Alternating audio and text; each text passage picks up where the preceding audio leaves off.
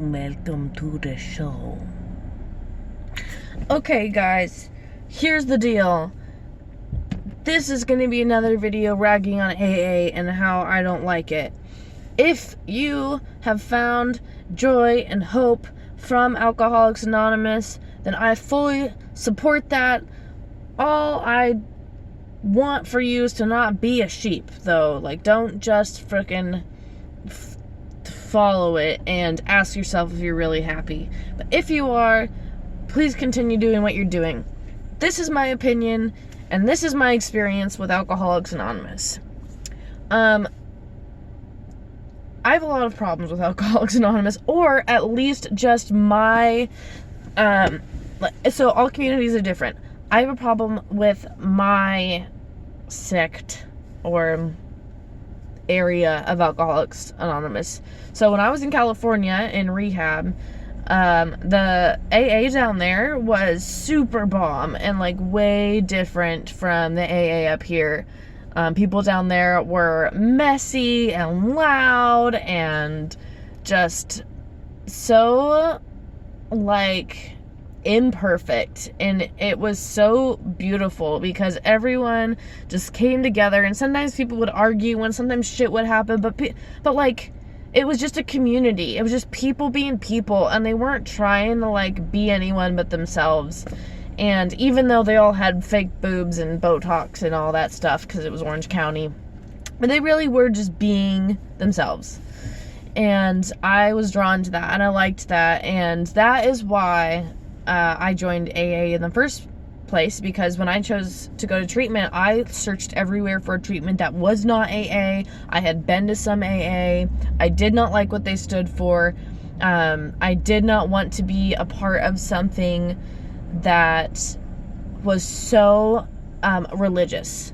I really did not. I had not, I didn't have a faith in the conventional sense at that point. I mean, I was spiritual, yes, but it just was so, it was just so freaking weird. Like, it was weird to me and inauthentic, and so I went to rehab, and the first thing I did when I got to rehab was I said, give me a Smart Recovery handbook, because I'm not doing this AA. I'm going to Smart Recovery, which for those of you who don't know, Smart Recovery is an alternative, abstinent-based program for people in recovery, and it has to do, it's based off of like cognitive behavioral therapy, and like actual science, which brings me to my next point, I guess. Like, I realized, because of my mental health journey and searching for, like, right now I'm trying to figure out why therapy isn't working, and searching for like a different kind of therapy that is more evidence-based. And I'm like, oh my gosh, like, the book of Alcoholics Anonymous was written by some dude in I think the 1930s. I can't even remember. Without any factual evidence. It's all experience based, which is a very religious thing to do. Like, oh my God, I had like a God moment, I'm gonna write this book, and like, it's just gonna be what it is, and like, if you don't, like, how can you not believe me because it's my experience, and all this stuff. But there's no like evidence behind the 12 steps. Like, there's no research whatsoever. It's just this guy and this other guy who sat down and they kind of like figured something out. Do I think they're on the right path? It's a pretty good path. I don't think they were like completely missing the mark, but it's not the end all be all of recovery. And people in AA act like it is, like it's the thing, and if you don't do AA, like, you're going to die and you're going to relapse, and have you really given it all up to your higher power, and all this stuff that's like, slow down, you know. yeah, so that's why, I mean, there's a lot of reasons why I don't go to AA anymore, but one of them is that it's just garbage. That sounds so harsh. I don't like it. I don't like it. I think it's not good. I think it can be a very harmful thing to people. I think that not every program is made for every person, and when you're in AA, there's not a lot of freedom once you're kind of in to even think about other programs. Like Smart Recovery is laughed at by a lot of people, like, oh, you're just in denial and you just haven't found the way, or you're not close enough to your higher power, or you haven't done the steps right, or do you have a sponsor, or are you doing everything your sponsor's saying, or like there's just so many things. And I just have chosen to walk away from that and choose freedom and choose choice and choose living my own life, because I wasn't taught to live my own life. I was taught that I was a piece of shit, who now, because I'm sober, has to live my life for everyone else and just continue to say sorry and make living amends, and it's everything is my fault and I have to live my life making up for it, is basically the message. And which I don't think AA was intended to be written like that, but that the community I'm in, that is the message. And that's just not how I wanted to live my life anymore. I decided that I didn't want to feel shame for being myself, and I didn't want to feel shame for the choices that I had made, and I didn't want to have to follow a set of rules in order to feel like I was measuring up, because that's not what I'm about, and that's not what God's about. I'm sorry to get religious or spiritual. It's not really religion for me, it's more of a spiritual thing, but the message of truth that I know is that I'm enough, and I don't have to do anything that anyone else tells me to. I am allowed to live my life fully for me, and choices I make have consequences, but I'm allowed to do whatever I want. And like that's the kind of life I want to live, and that's how. And I operate out of a much more truthful and honest and beautiful place,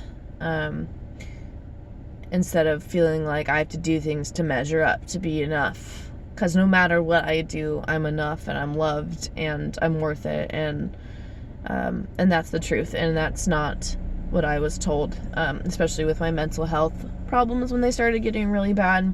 I feel like no one knew what to do, and they were like, well, have you worked the steps? Are you praying every day? Are you meditating every day? And I did not need that. I needed science. I needed some evidence-based treatment to fix my mind, because it's not just all a guessing game up there. Like, that's why people go to school for psychology. So instead of being encouraged to seek help and to find the right help, and I just felt like the general vibe was for me that I wasn't doing my step work correctly, or I wasn't working fast enough, or I didn't have a sponsee, or I wasn't going to enough meetings, or this one's a big one, I wasn't serving enough. I wasn't having, I wasn't getting enough service positions. So do you know what I did? I got a whole bunch of service positions while I was insanely suicidal and depressed. Did those. Nothing got better. In fact, it got increasingly worse. And then I decided to, I slowly decided to not do AA anymore. And it felt like I was doing something wrong. It felt like I was doing something like sacrilegious, like I was leaving a cult, and the effect that it's had on me the last 6 months, just leaving, and the psychological toll, that being told you have to live your life for everyone else and not yourself, like feeling selfish for doing things that benefit me. That is a hard one.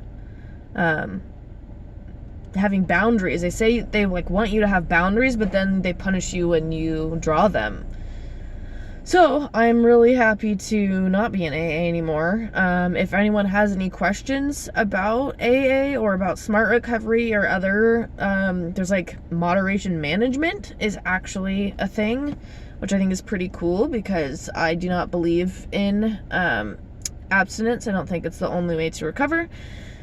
So if you want any information on that or any of my opinions, please comment and I'll get back to you, because I want people to know. You don't have to agree with me at all. I just want people to know that there are other ways of thinking out there, and you're allowed to pick the one that makes sense to you.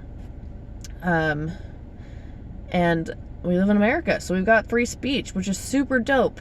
And I do not want to take that for granted.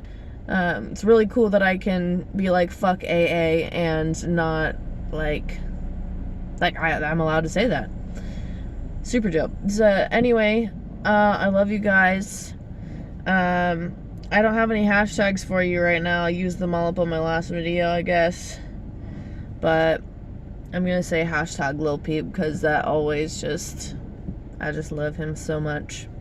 Good old Gus, buddy. Okay, anyway, love you guys. Peace out, bye.